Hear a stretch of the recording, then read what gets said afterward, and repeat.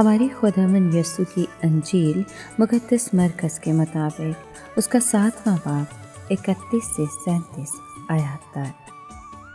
ایک دن یسوع سور کے علاقے سے نکل کر زیتون کی راہ سے جلیل کی جھیل کی طرف جاتے ہوئے دیکاپولس کے علاقے کے وسط میں آیا، اور لوگوں نے ایک بہرے ہکلے کو اس کے پاس لا کر اس کی منت کی کہ اپنا ہاتھ اس پر رکھے۔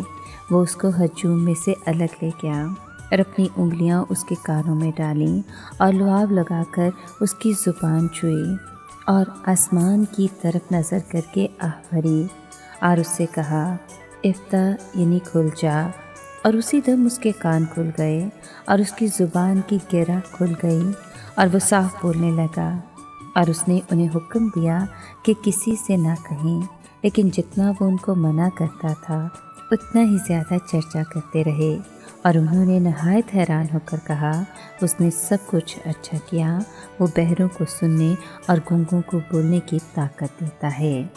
پاک کلام کے پڑھے اور سنے جانے پر خدا کی برکت ہو، خدا کا شکر ہو۔ عزیز دوستو، آج کے کلام میں ہم نے سنا کہ یسوع ایک بہرے ہکلے آدمی کو شفا دیتا ہے۔ یسوع کی طویل شفا دینے والی خدمت اپنے عروج پر تھی۔ اپنے تمام کیے گئے شفا کے معجزات میں یسوع نے بیماری اور گناہ کے درمیان تعلق پر نگاہ کی، کیونکہ اکثر یہ ایک دوسرے سے منسلک ہوتے ہیں۔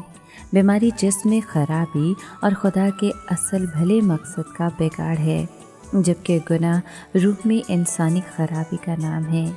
مسیح کا مقصد انسانی روحوں کو مرض گناہ سے بچانے کے لیے اپنی رضا و قابلیت کو ظاہر کرنا تھا، کیونکہ یسوع اپنے لوگوں کو ان کے گناہوں سے نجات دینے کے لیے آیا تھا۔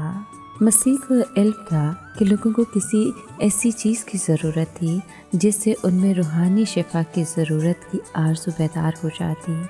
گناہ انسان کو روحانی اعتبار سے مردہ کر دیتا ہے، اس لیے مسیح یسوع نے لوگوں کو جسمانی شفا کے ذریعے بیدار کرنا چاہا۔ عزیز دوستو، یسوع اب گراسینیوں کے ملک میں واپس آ چکا تھا۔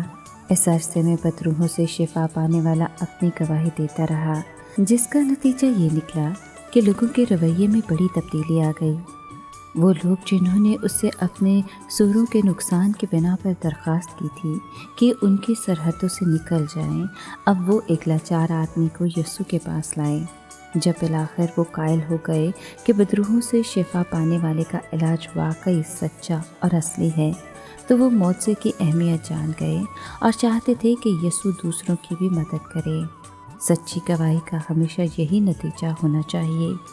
یسوع ہمیشہ لوگوں کے ساتھ انفرادی طور پر برتاؤ کرتا تھا۔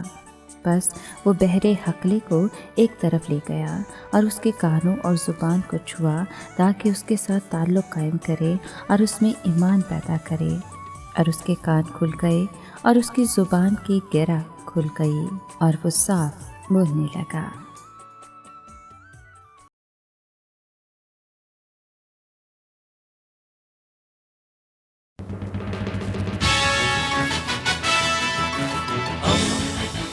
دوستی کا پیمبر، ریڈیو ویریتاس ایشیا۔